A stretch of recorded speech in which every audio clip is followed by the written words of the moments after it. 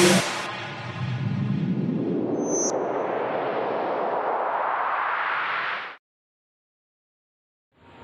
श्री गणेशाय नमः। मैं आप अंशु शर्मा आपको गणेश जी विसर्जन के बारे में बताने जा रही हूँ कि गणेश जी विसर्जन, बप्पा का विसर्जन हमको किस प्रकार से करना चाहिए। एक तो हमको मुहूर्त का और विधि का ध्यान रखना चाहिए और किस प्रकार से हमको गणपति जी का विसर्जन करना है, जिससे कि गणपति बप्पा जाते जाते हमारे घर में खुशहाली, सुख, समृद्धि सब कुछ दे करके जाएं। तो हमको गणपति जी के लिए विधि में बताने जा रही हूँ आपको कि एक तो सुबह 4 बजे से सुबह 6 बजे से लेकर के 4 बजे तक का मुहूर्त सही है। इसके बाद शाम को आप 6 बजे से लेकर के 9 बजे तक का मुहूर्त सही है गणपति जी का विसर्जन का। एक तो सुबह 6 बजे से भी है, 6 बजे से 9 बजे तक का भी आप मुहूर्त है, जिसमें कि आप गणपति जी का विसर्जन कर सकते हैं।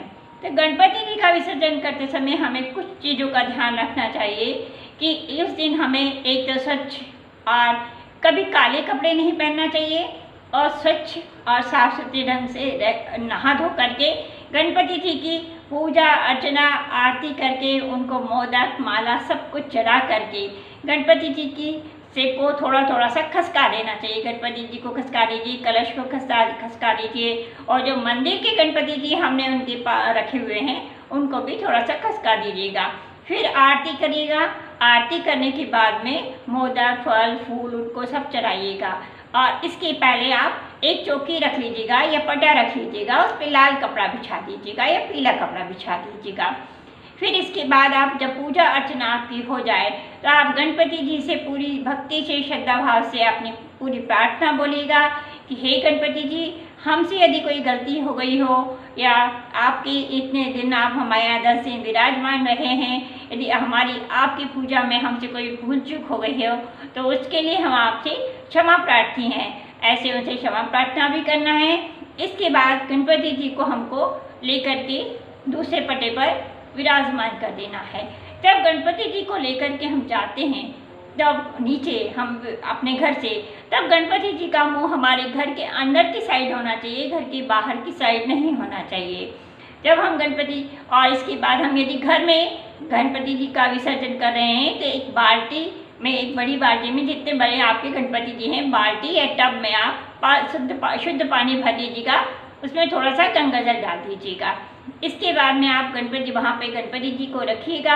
फिर से उनका वहाँ पर पूजा पाठ करिएगा, हाथ जोड़िएगा और इसके बाद में उनसे अपनी जितनी भी अपनी परेशानियाँ, मनोकामनाएं हैं, सारी मनोकामनाएं बोलिएगा कि हमने जो मनोकामनाएं बोल करके फिर गणपति जी को आप उनकी माला के सहित उनको धीरे से 1, 2, 3 बार ऐसे उनको डुबकियाँ दिला देना है। डुबकियाँ दिलाने के पहले आपको ये उनकी आरती वगैरह सब कर लेना है, लेकिन ये ध्यान रखना है कि नारियल भी जो है, लोग कहते हैं कि नारियल नहीं फोड़ना चाहिए, लेकिन वही नारियल फोड़ करके वो नारियल का प्रसाद बांट देना है सब जगह, जितने लोग हैं वहाँ पर और नहीं तो घर के लोग हैं तो घर में हैं आप तो घर में ही प्रसाद बांट करके उसका खा लेना चाहिए। उस दिन आपको काले कपड़े नहीं पहनना है और वैसे भी लोग इस बात का ध्यान रखते हैं कि हमको काले वस्त्र नहीं पहनना चाहिए।